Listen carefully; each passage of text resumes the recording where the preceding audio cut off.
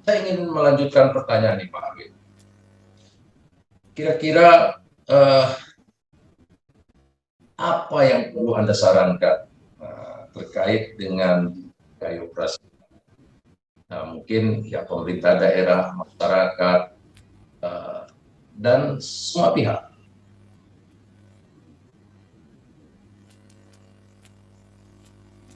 Baik, ini mungkin walaupun mungkin suara Pak Fikar belum jelas sekali, tapi kita bisa mengerti sedikit-sedikit, bisa kita dengarkan sedikit-sedikit. Kita sarankan Ya, Saudara Bupati dan jajarannya melihat potensi ini. Kita di Dewan mendukung komunitas perhatian Gayo prasejarah ditumbuhkan.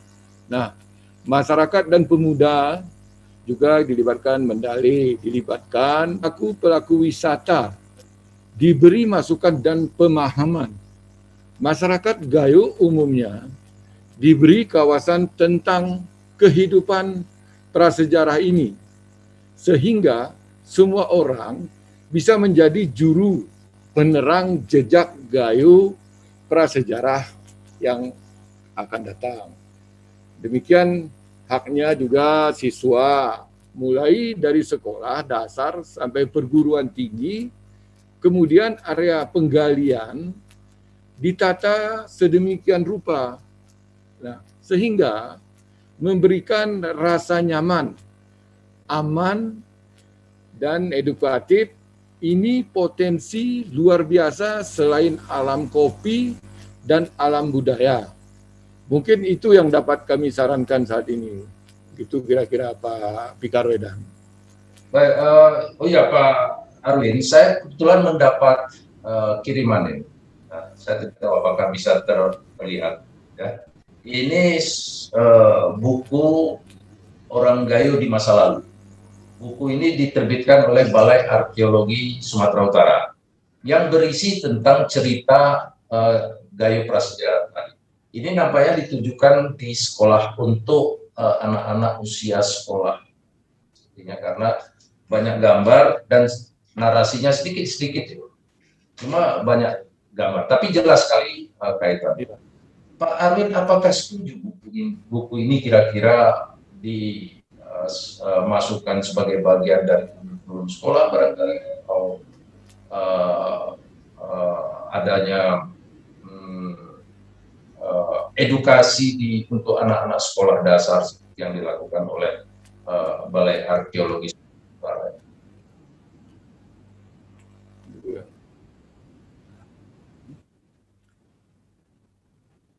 Saya kira kita berterima kasih karena mereka sudah menerbitkan buku ini, Pak Arwin. Tinggal kita mendukungnya bagaimana agar buku ini bisa tersebar luas dan tersosialisasi dengan baik sehingga seluruh anak-anak sekolah di Gayo, baik itu Aceh Tengah, Bener Meriah, Gayo Luas, dan daerah-daerah lainnya bisa mendapatkannya. Saya kira itu. Saya tidak tahu apakah di ruangan komentar Facebook sudah ada pertanyaan yang dari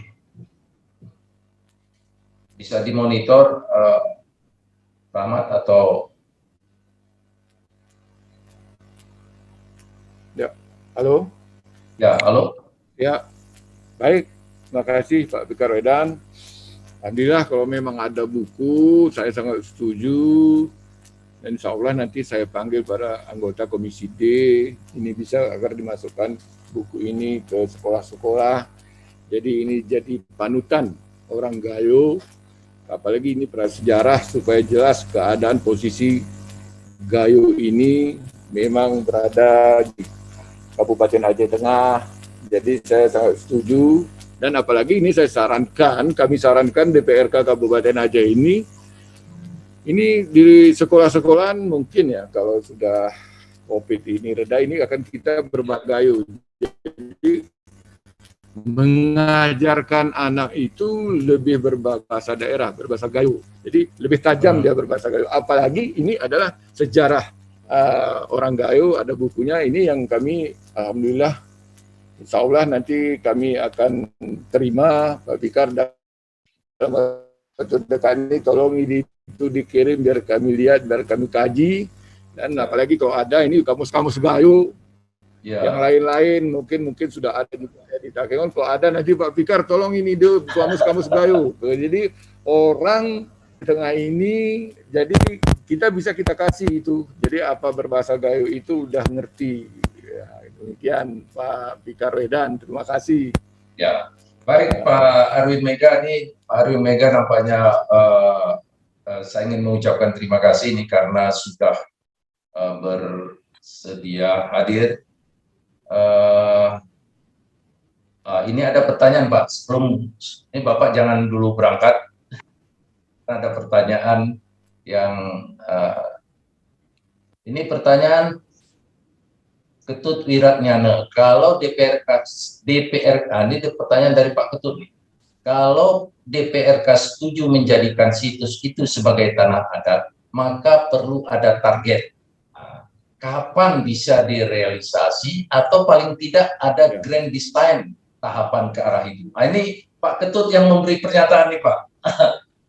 Kalau memang ada kawasan situs itu dijadikan tanah adat, kira-kira seperti apa ya, langkah yang bisa diambil lah oleh, paling tidak yang dilakukan nanti oleh DPRK. Silakan Pak Arwin Mega.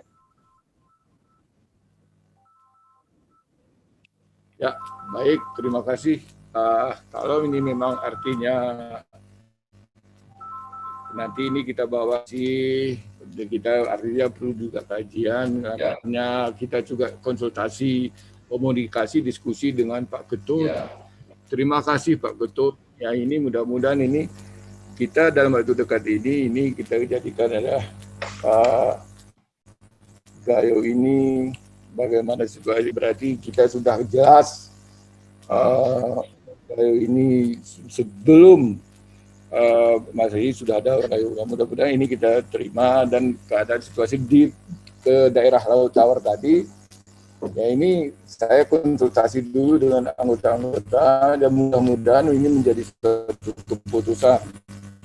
Ini kan ini di DPR ini kan ya, mengerti.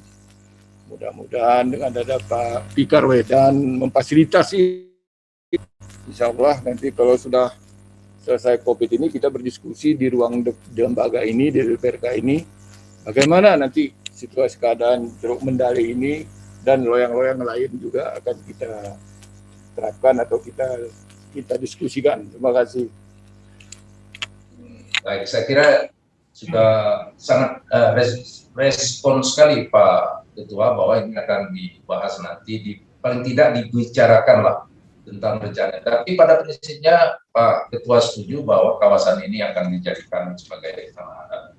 Baik, tentu saja kita ingin tahu seperti yang disampaikan Pak Ketut melalui kolom pertanyaan bahwa memang harus disiapkan, ya. Karena mereka sudah melakukan penelitian, maka kita harus mempersiapkan kelanjutan dari penelitian ini. Baik, saya tidak tahu apakah masih ada pertanyaan yang lain, atau kalau tidak, waktu kita memang sudah berjalan selama 1 jam.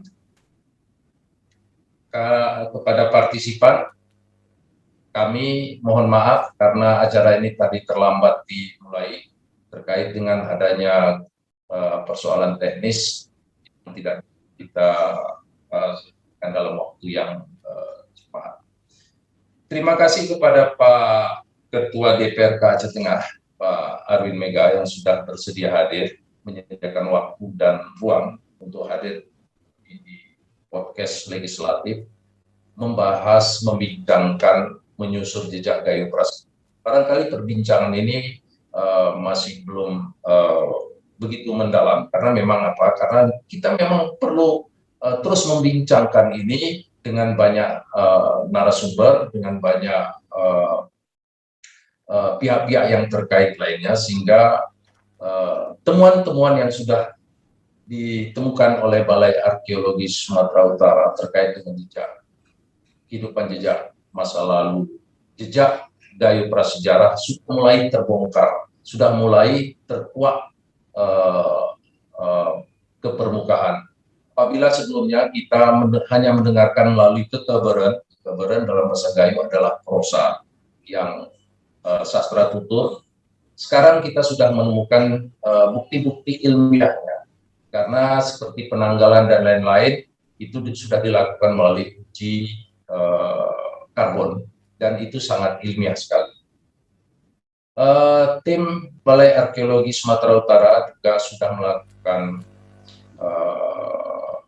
uji DNA, analisis DNA dari kerangka yang ada yang mereka temukan dengan DNA dari masyarakat Mendali, dan ternyata memiliki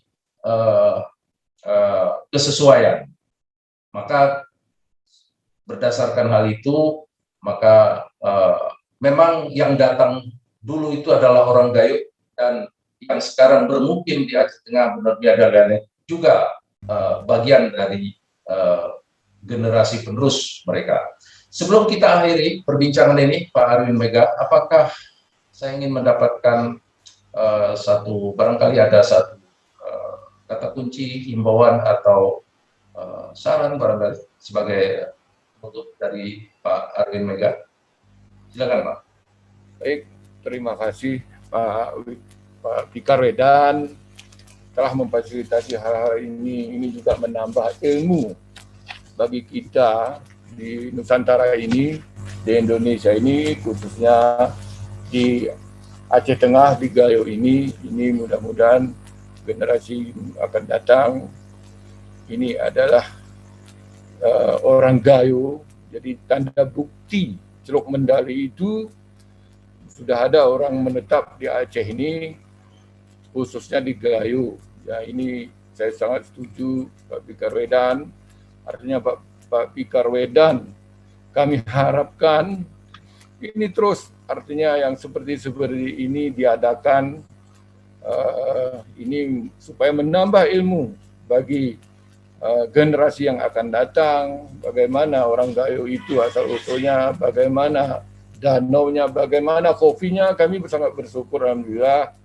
Apalagi anggota DPR ini kan banyak pekerjaan, dan ini mungkin bukan terlupakan, ini mungkin waktu kita seperti ini jarang seperti ini. Yang mudah-mudahan saya juga ini kayak tadi ditahu anggota DPR atau wakil ketua kepingin juga hal seperti ini, beliau wawancara dengan Pak Fikar Wedan dan telah menyampaikan persoalan masalah Celuk Mendali Gayo ke depan. Kira-kira begitu. Terima kasih. Mungkin ini suaranya kurang bagus, jadi kami juga mohon maaf kepada yang mengikuti acara ini.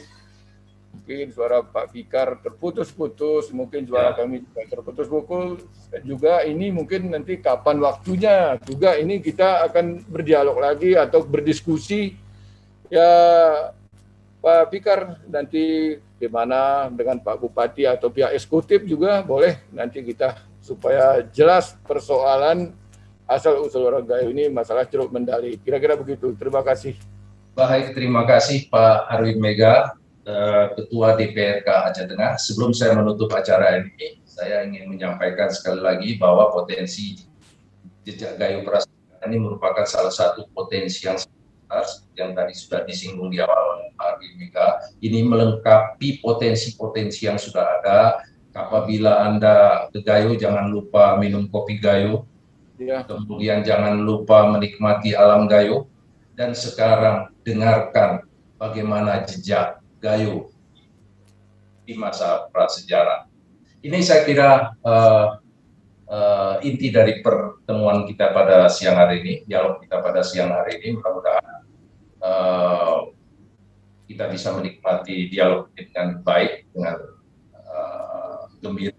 Walaupun Pak Arwin, mohon maaf, ini jaringan koneksi kita memang agak tersendat-sendat. Ini bagian dari pekerjaan rumah kita juga barangkali. Aceh Tengah, Tanah Gayo sebagai daerah wisata mestinya kita dorong memiliki jalur koneksi internet yang lebih lancar. Mudah-mudahan ini bisa kita atasi di masa yang akan datang. Baik para partisipan yang saya hormati, yang saya muliakan, saya Fikar Weda bersama tim serambinews.com dan Serambi Group mengucapkan terima kasih atas perhatian dan partisipasinya dalam podcast legislatif bersama Ketua DPRK Aceh Tengah, Bapak Arwin Mega. Wassalamualaikum warahmatullahi wabarakatuh.